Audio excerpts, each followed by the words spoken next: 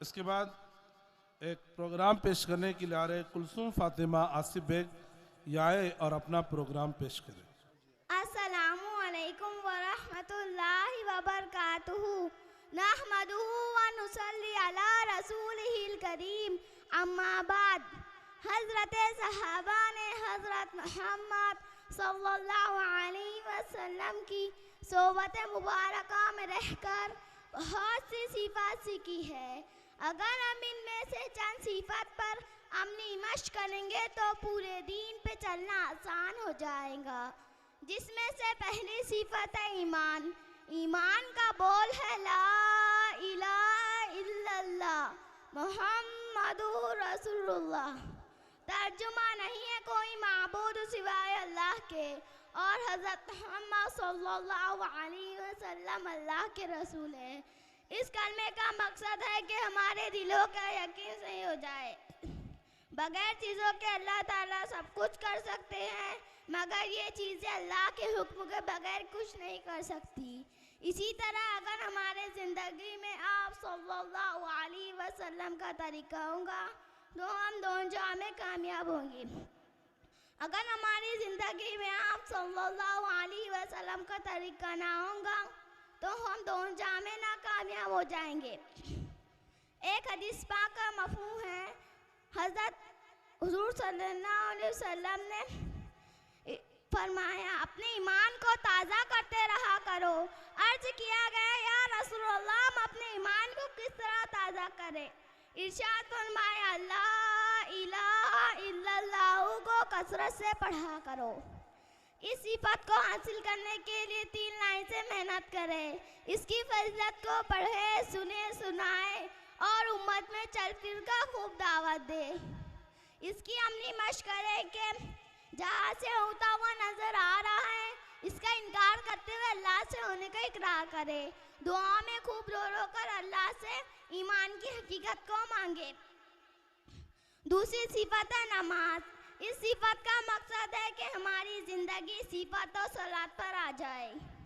جس طرح ہمارے آزا نماز کے اندر اللہ اور رسول پاک صلی اللہ علیہ وسلم کے حکم کے پابند رہتے ہیں، اسی طرح ہمارے اعضاء نماز کے باہر بھی اللہ اور رسول پاک صلی اللہ علیہ وسلم کے حکم کے پابند ہو جائے۔ ایک حدیث پاک کا مفہوم ہے، حضرت عثمان بن عفان سے روایت ہے کہ حضور صلی اللہ علیہ وسلم نے ارشاد فرمایا جو شخص نماز پڑھنے کو ضرور سمجھے وہ جنت میں داخل ہوگا۔ اس صفت کو حاصل کرنے کے لیے 3 لائن سے محنت کرے۔ اس کی فضیلت کو پڑھے، سنے، سنائے اور امت میں چل پھر کر خوب دعوت دے۔ اس کی عملی مشق کریں کہ غسل، وضو، طہارت سے لے کر نماز کے سلام پھیرنے تک جو بھی مسئلے مسائل ہیں اس کو خوب سیکھے۔ نماز میں دھیان جمانے کے لیے 3 تسبیحات کی پابندی کرے۔ تیسری محنت یہ ہے کہ اللہ سے رو رو کر دعا کرے اللہ ہماری نماز جاندار بنا دے۔ تیسری صفت ہے علم اور ذکر۔ علم ایک راستہ ہے، ذکر روشنی ہے۔ علم ہمیں جائز اور ناجائز کی پہچان کراتا ہے۔ اس صفت کا مقصد ہے کہ ہمارے اندر تحقیق کا جذبہ پیدا ہو جائے، اس حال میں میرے اللہ مجھ سے کیا چاہتے ہیں۔ ایک حدیث پاک کا مفہوم ہے، حضور صلی اللہ علیہ وسلم نے ارشاد فرمایا علم کا حاصل کرنا ہر مسلمان مرد عورت پر فرض ہے۔ اس صفت کو حاصل کرنے کے لیے 3 لائن سے محنت کرے۔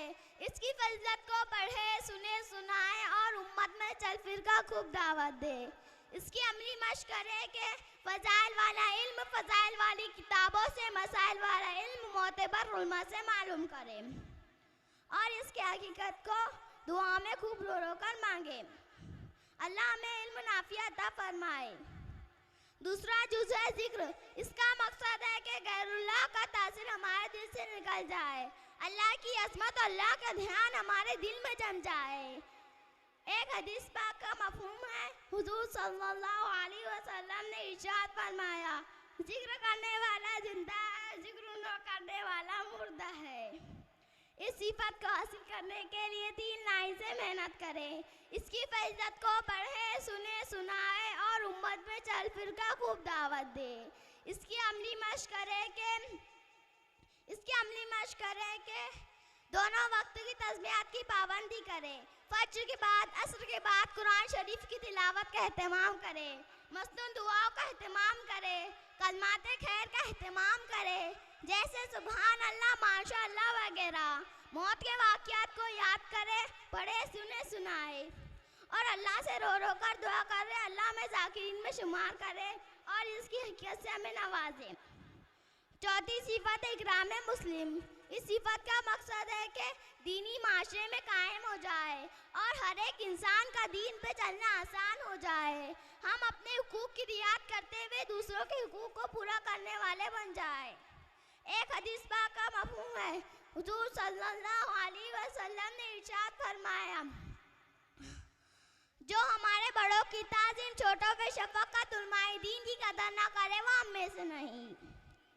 پانچویں صفت اخلاص نیت. اس صفت کا مقصد ہے کہ ہم اپنا ہر نیک کام اللہ کے لیے کرنے والے بن جائے اور اس کا اجر بھی اللہ سے لینے والے بن جائے. ایک حدیث پاک کا مفہوم ہے. حضور صلی اللہ علیہ وسلم نے ارشاد فرمایا, تمام کاموں کا دار مدار نیت و موقوف ہے. چھٹی صفت ہے دعوت اللہ. اس صفت کا مقصد ہے کہ ہمیں اپنی جان و مال کا صحیح استعمال کرنا آ جائے.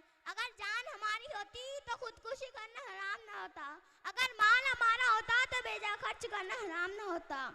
اسی طرح لائنی سے اپنے آپ کو بچائے, اس سے اسلام کا حسن ختم ہو جاتا ہے. اللہ میں کہنے سننے سے زیادہ عمل کی توفیق عطا فرمائے. آمین. السلام علیکم ورحمۃ اللہ وبرکاتہ.